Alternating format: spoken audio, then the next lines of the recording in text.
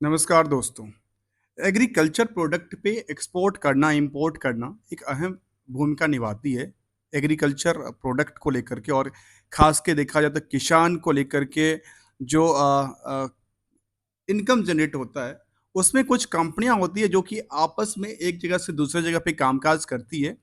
चाहे agriculture product हो या बाकी सारे जो कि एग्री से रिलेटेड जो इन्फॉर्मेशंस हो, अर्थात जो डेटा हो उस पे कामकाज करती नज़र आती है।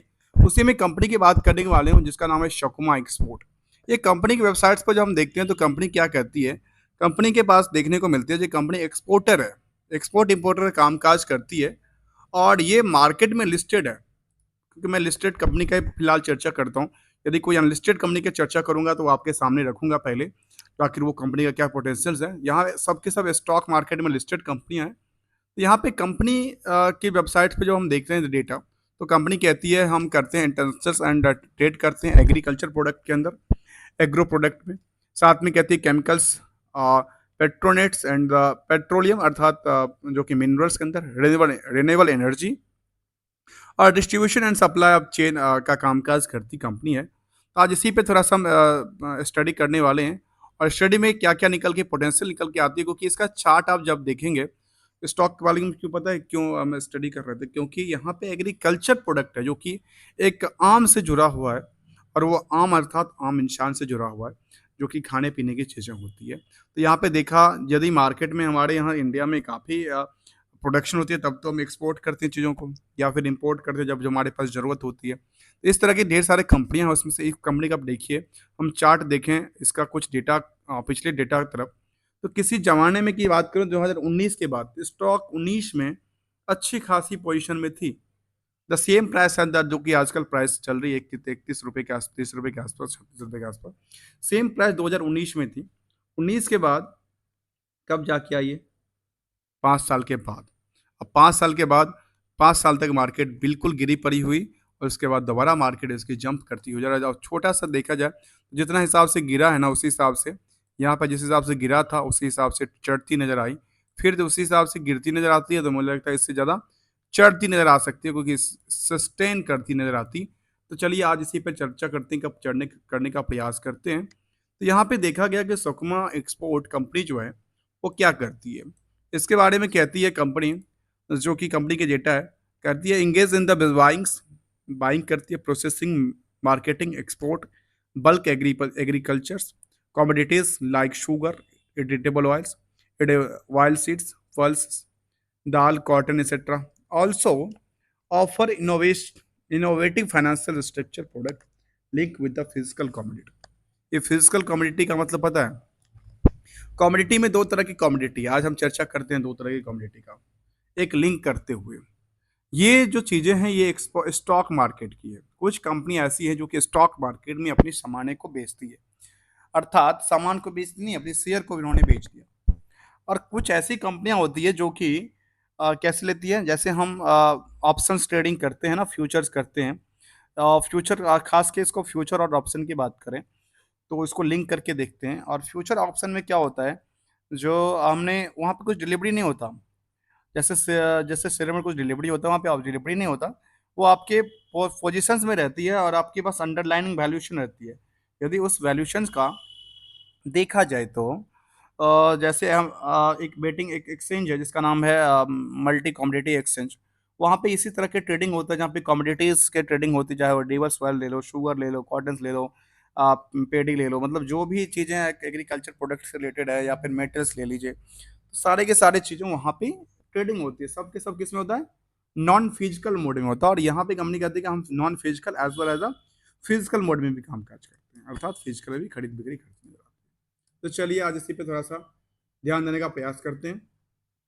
क्योंकि करंट मार्केट प्राइस कहती है 31 के आस-पास, तो और मैं इसको प्राइस को सबसे पहले काट देता हूँ, क्योंकि इसका कोई मतलब नहीं है। मतलब क्यों नहीं है? अक्सर कहते हैं मतलब क्यों नहीं है? मतलब इसलिए नहीं है क्योंकि ये 3 फैक्टर से बनी हुई है, 3 फैक्टर है। पहला factor is page, fundamental. Company की क्या-क्या बिज़नेस मॉडल है? कंपनी उस बिज़नेस से क्या कमा रहा है? और उस बिज़नेस को जो कमाने का तरीका है उसमें कितनी ग्रोथ लेवल आती है? दूसरा है the technical. Technical is depend on the market, अर्थात कौन सी market? Stock market. Stock market की चार्ट की बात कर रहा हूँ। तीसरी बात जिसका नाम है सेंटिमेंटल। सेंटिमेंटल मीन्स होती है द न्यूज, आर्टिकल्स, कोई पॉलिसीज और कंपनी से रिलेटेड कोई इंफॉर्मेशन जो कि टिकी होती है इन सब के पीछे, जिसके पीछे क्या होती है, इन तीनों को कंबाइन करती निकलती है, तो फिर current market price day to day में जो ट्रांजेक्शन होती है वो यही प्राइस निकल के आती है। जी चलिए, हमने इसको समझने का प्रयास किया। अब आते हैं बुक वैल्यू। फंडामेंटल में सबसे पहला आती है बुक वैल्यू की। बुक वैल्यू कितना है? 15 रुपये 40 पैसा। अब आते हैं इंट्रेंसिक वैल्यू। इंट्रेंसिक वैल्यू में पता होगा जो कि खास के देखा गया कि ये अंडरलाइनिंग एसेट्स जो होती है ना, कंपनी की जो एसेट्स हैं, उस अंडरलाइनिंग एसेट्स वैल्यूएशन होती है जिसका प्राइस है करीब 12 रुपये 50 पैसा, जिसको कहते हैं इंट्रेंसिक वैल्यू। 12 रुपये 50 पैसा हुआ।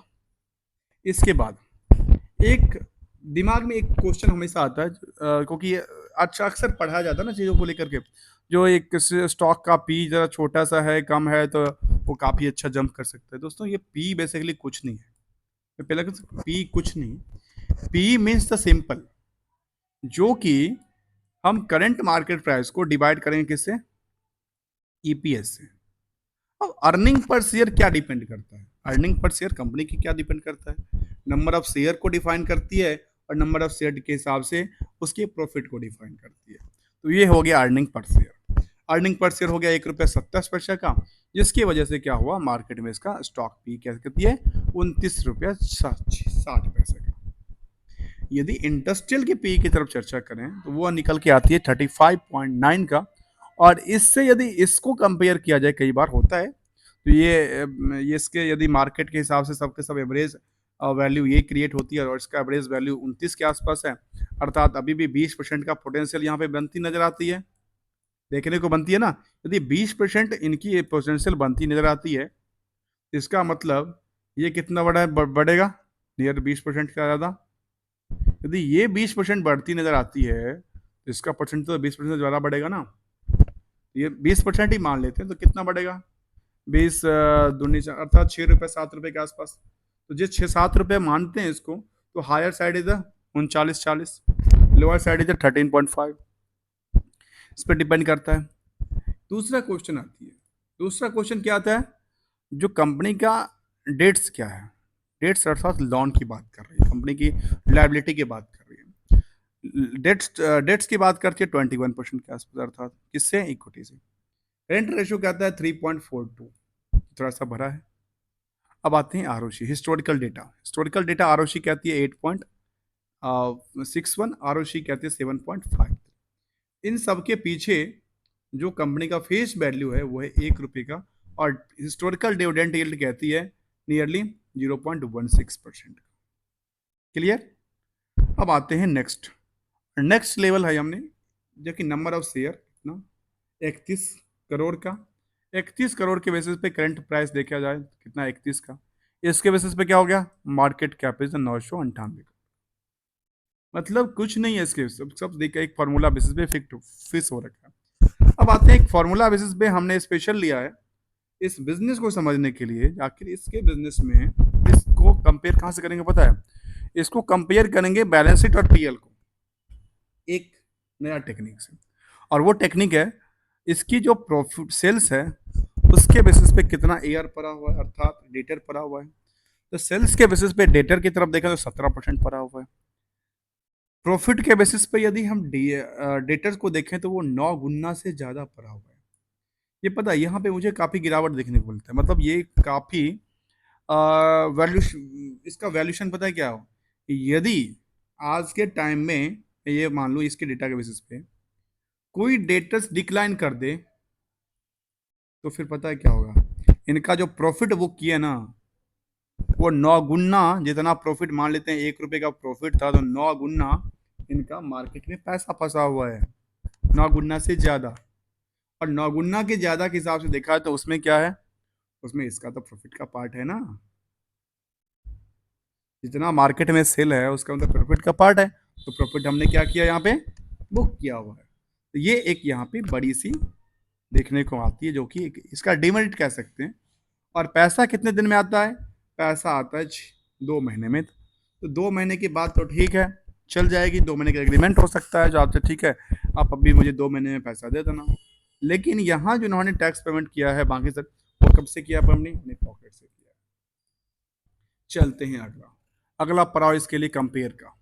और कंपेयर क्या करना है, इनकी अदर कंपनी से कंपेयर करके। और कंपनी में देखा जाए तो यहाँ पे जो काम काज ये करती है कंपनी एक्सपोर्ट इंपोर्ट का, सेम काज अदानी इंटरप्राइजेस, एजिल लॉजिस्टिक्स, ये लिस्ट ऑफ बड़ी लंबी चौड़ी, एमएमटीसी, पीडीएस, ये क्या सबके सब सेगमेंट वाइज हम कंपेयर करें इसको? क्योंकि मुझे लगता है सेगमेंट वाइज करना जरूरी है, क्योंकि सेगमेंट में ये समझ में आएगा जो अच्छा ये कंपनी ने वाइल कितना बेचा था, एक्सपोर्ट कितना किया था, या इंपोर्ट कितना किया था। क्योंकि Adani enterprises is the almost in जो सब सभी सेक्टर में है, या तो खुद काम करते हैं या इनकी कंपनी काम करती है, अलग अलग सेक्टर में कामकाज करती है।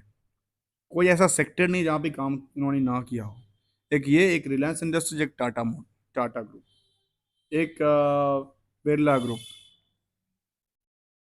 एक कोई ऐसा सेक्टर नहीं जिन्होंने जिन जिन सेक्टर में हाथ ना लगाया हो।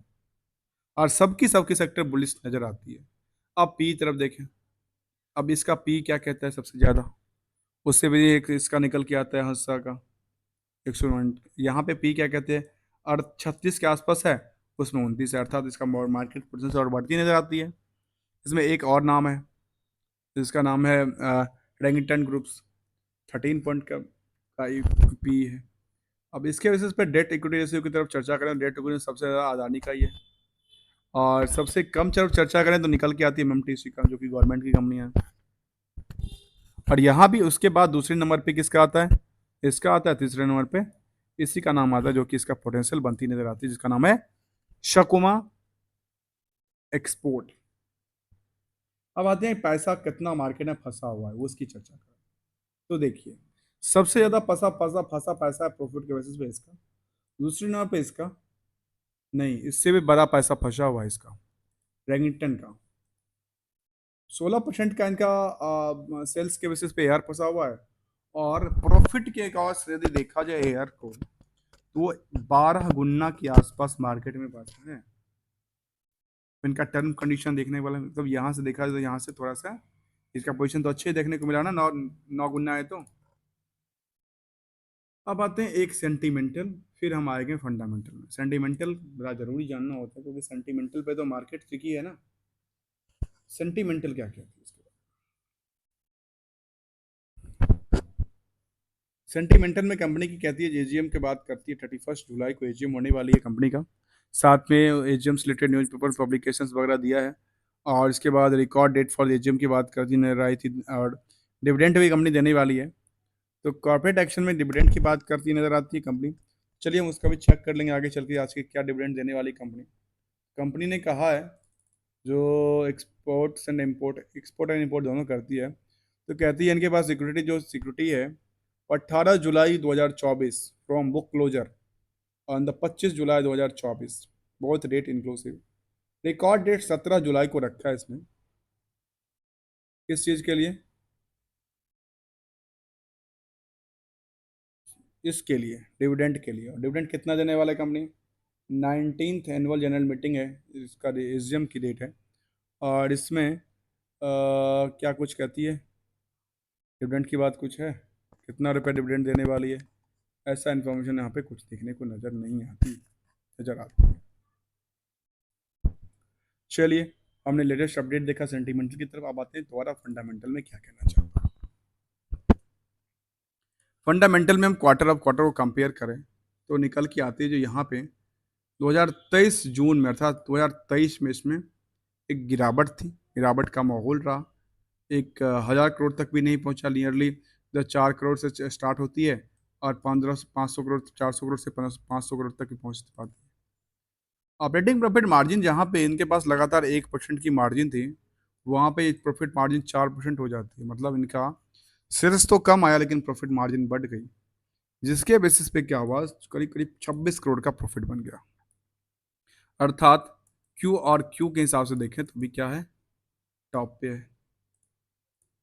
ईयर ऑफ ईयर देखें तो ईयर ऑफ ईयर में पिछले साल से तो गिरावट है, लेकिन ओवरऑल देखा गया तो सबसे ज़्यादा पोजीशन यहाँ पे देखने को 3100 करोड़, 4500 करोड़, 3900, मतलब यहाँ पे इसकी ट्रेंडिंग में पोजीशन में गिरावट का पोजीशन देखने को मिलता है, इसमें सेल्स के आधार पर।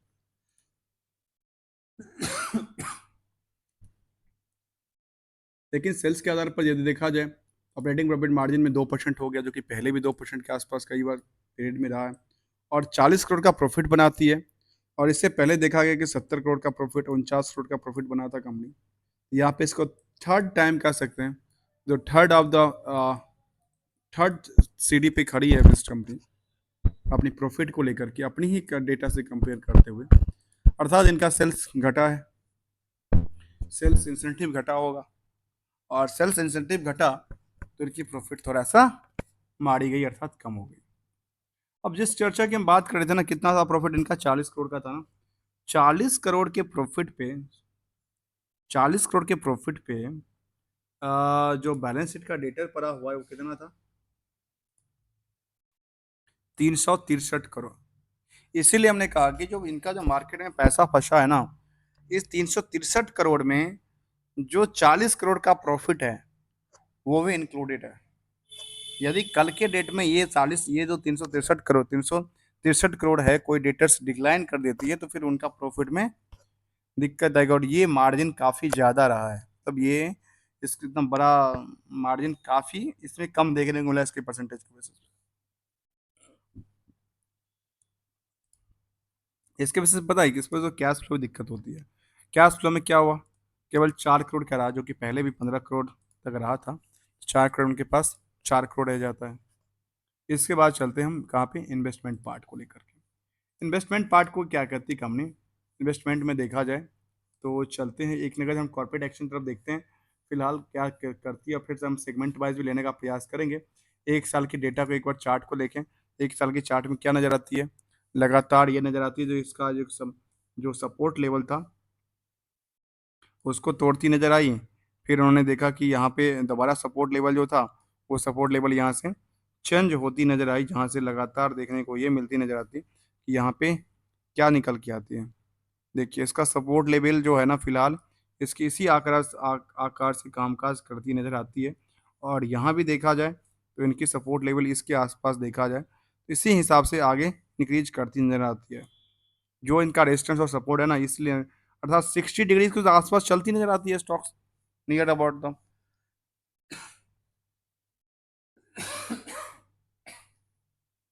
60 डिग्री के आसपास का जो ग्राफ है वो चलती नज़र आती है। तो परसेंटेज ऑफ ग्रो की देखेंगे, कितना परसेंटेज ऑफ ग्रो है।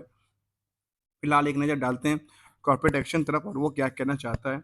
जो रिकॉर्ड डेट की बात करती है कॉर्पोरेट एक्शन में 24 में देखा को मिला, जो डिविडेंड इन्होंने फाइनल डिविडेंड की बात किया है, वो फाइनल डिविडेंड कितना देने वाली पता है आपको। फाइनल डिविडेंड देने वाली केवल 5 पैसे का। ये कोई है कि बेकार है। इस 5 पैसे के चक्कर में अक्सर लोगों के मन में सवाल आता है, जो हम इस स्टॉक को डिविडेंड के लिए ही लें। तो दोस्तों डिविडेंड के लिए लें, अच्छी बात है, लेकिन डिविडेंड जिससे जितना इनकम हो रहा है उतना आपके स्टॉक ना टूट जाए, वो भी देखना होता है ना। ये भी एक एंगल्स हैं स्टॉक मार्केट की स्ट्रेटजी को लेकर के। चलिए अब हम एक नज़र डालते हैं सेगमेंट वाइज में, फिर हम आगे अगले तरफ में। एक सेगमेंट वाइज में क्या था कि इन्होंने क्या किया, इनका जो रिवेन्यू मॉडल निकला वो किस तरह से निकला है, तो उनकी तरफ हम देते हैं ध्यान। और वो सेगमेंट वाइज में यहाँ पे देखा है तो हम क्या देखते हैं। सेगमेंट वाइज यहाँ पे डेटा निकलती नहीं है, जो भी है स्टैंड अलोन कंसोलिडेटेड डेटा है। सेगमेंट वाइज ऐसा कोई फाइलिंग किया नहीं है कंपनी ने, जिससे कुछ ऐसा अंदाजा लगे जैसे किस सेक्टर में इनका, चाहे वो ऑयल सैंड में हो, या फिर एग्रीकल्चर प्रोडक्ट था, या केमिकल प्रोडक्ट था, या फिर पेट्रोलियम प्रोडक्ट था, किस में इनका कामकाज ज़्यादा रहा, या एक्सपोर्ट रहा या इम्पोर्ट रहा, इसकी डेटा यहाँ पे देखने को नजर नहीं आती है। चलिए आगे समझने का प्रयास करते हैं, आगे क्या कहते हैं इस कंपनी के बारे में। एक नज़र कंसोलिडेटेड डेटा पे डाल देते हैं, वैसे समझने के पर्पज से लास्ट क्वार्टर में आखिर हुआ क्या। लास्ट क्वार्टर इसका 23 का है, यहाँ पे अपडेटेड 24 का डेटा नहीं है क्या यहाँ पे, शायद ऐसा क्या हुआ। और यहाँ पे बीएससी पे 24 का डेटा है अवेलेबल शायद, मेरा साइट। तो बीएससी में क्या इशू है, बीएससी में कुछ ना कुछ इशू होगा। बीएससी में कुछ ना कुछ टेक्निकल इशू आए जिसकी वजह से वहाँ पे डेटा अपडेटेड नहीं देखने को। आते हैं इन्वेस्टमेंट पार्ट में। इन्वेस्टमेंट पार्ट क्या कहती है कंपनी का, प्रमोटर्स होल्डिंग इज द 61%, जो कि बना बना के रखी हुई है वैसे कि वैसे, जिसमें Sakuma infrastructures and realty private limited company है इसकी मेन होल्डिंग में, क्योंकि 20% होल्डिंग, और कुसुम्स के पास है, यहाँ पे कितना परसेंट होल्डिंग है, 10-19% की होल्डिंग। और इनके पास एक ही होल्डिंग है, कुसुम चंद्र मोहन मल्होत्रा। इसके बाद इनके पास फैमिली में जॉइंटली विद सूरव मल्होत्रा, उनकी जॉइंटली कुछ हैं, और बाकी सूरव मल्होत्रा मतलब एक कभी अपने लिए कभी जॉइंटली करके उन्हें ले रखा है। एफआई कोई है नहीं, डीआई कोई है नहीं। पब्लिक की तरफ देखें तो पब्लिक में कुछ देखने को मिलता है, जैसे कंपनी निकल के आती है, हो सकती है चंद्र रुस्कर इन्वेस्टमेंट है, तो आप खुद की ग्रुप की कंपनी है, अलग कंपनी है, ये नहीं पता। एक और इंडिविजुअल है जिनके पास क्या होल्डिंग है, 1% के आसपास होल्डिंग है, और ये सुपर इन्वेस्टेड नहीं है, केवल एक ही स्टॉक में इनका पोजीशन देखने को मिला है। तो ये हमने समझने का प्रयास किया। लॉस देखा जाए तो इसमें से 2% 3% माइनस कर दें तो नियरली 32, 33, 34, मुझे लगता है कि 34% के आसपास जो है ना, वो कम्प्लीटली क्या है, पब्लिक के पास है। और पब्लिक में इसके लिए कुछ ऐसा चार्ट यदि आ जाता तो बड़ा अच्छा पोजीशन बनती, हम इसको लेके आते। फिलहाल यहाँ पे तैयार है देखने को नहीं बनती नजर आती है। अर्थात ये ना बीएससी पे अपडेटेड हुआ, ना डी ना एनएससी पे अपडेटेड देखा, इसको अपडेट हुआ यहाँ पे बीएससी की बीटा वर्जन में। तो कई सारे कंपनी का अपडेटेड नहीं है, बीटा वर्जन उन्होंने बनाया बनाया क्या, काफ़ी सारा टेक्निकल इशू होती है मार्केट के अंदर। अब हम आने का प्रयास करते हैं लेटेस्ट में, एज ऑन टाइम फ्रेम तो स्टॉक ने परफॉर्मेंस क्या किया है। तो चलिए, फिलहाल ये राइट इशू के बाद ही मार्केट ने लगातार, हमने यहाँ पे चार्ट में डिस्कस किया कि लगातार इसे चलती नज़र आती है स्टॉक्स। अब चाहो तो इंडिकेटर यूज कर लेना दोस्तों, ये ढेर सारा इंडिकेटर्स है, जिस इंडिकेटर का आप यूज करना चाहो इंडिकेटर का यूज करना। कोई आपको इंडिकेटर्स यूज करना ना आता हो तो मुझे बताना, फिर हम उस पर एक स्टडी करेंगे और सामने लेने का प्रयास करेंगे। फिलहाल देखा गया कि एक साल में स्टॉक ने क्या हुआ, स्टॉक करीब कितना 129% का जंप करता है। और इससे पहले देखा जाए करीब 5 साल के डेटा में, 5 साल के डेटा में कुछ नहीं, 5 साल के डेटा में देखा कि 636% जंप 10 में मैक्सिमम। और 5 सालों में क्या हुआ, 86% का जंप। एक साल में 129% जंप, 6 महीने में नियरली 41% जंप, एक महीने में 5%, और 5 दिन में थोड़ा सा गिरावट का, और गिरावट में काफ़ी गिरावट हो गया। तो ये कई बार होता है मार्केट के अंदर, कई बार मार्केट में ये होता है ना, कई बार देखने को ये बनती है जो कई बार ऊपरी सतह से निचली सतह पे कारोबार करती हुई, तो इसमें कई बार गिरावट हो सकती है। तो माहौल के हिसाब से देखा जा सकता है इसको। जहाँ पे लगातार एक ही प्राइस पे सपोर्ट लेती बनती नजर आई, वो एक प्राइस ये था। इसका मूविंग एवरेज की तरफ चर्चा करें तो मूविंग एवरेज आप जाके देख सकते हैं यहाँ पे। जब मूविंग एवरेज का 50 डे का मूविंग एवरेज क्या कहती है, एक महीने की मूविंग एवरेज क्या कहती है, यहाँ एक रिकॉर्ड बनाने का प्रयास किया था। इसके बाद मूविंग एवरेज में दोबारा खरीदारी बनती नजर आती थी स्टॉक में। दोस्तों thank you so much for joining year. हम बात करें थे सकुमा एक्सपोर्ट लिमिटेड के बारे में, जहाँ पे हमने इसके पोटेंशियल को समझने का प्रयास किया, मार्केट की स्ट्रेटजी का समझने का प्रयास किया, और स्टॉक की परफॉर्मेंस की तरफ ध्यान देने का प्रयास किया। Thank you so much for joining year. अभी तक आपने चैनल को सब्सक्राइब नहीं किया, चैनल को सब्सक्राइब कीजिए, बेल आइकन को दबाइए, और इसी तरह के वीडियो देखने के लिए बने रहिए।